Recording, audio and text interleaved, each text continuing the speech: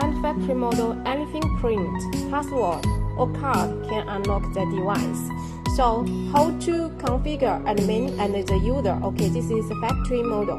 Okay, so press 1 and 0 pound key.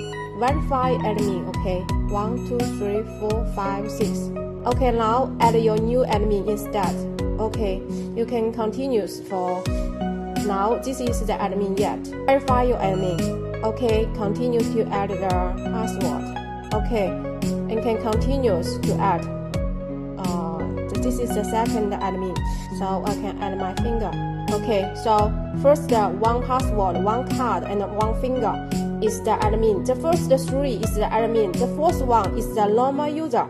So we can add the normal user the same way. Okay, just here verify your admin. So I can add this as the user.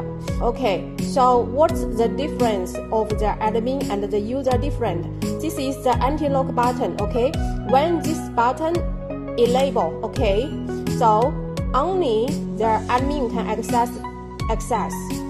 You can see this is the normal user, right? So we can see cannot.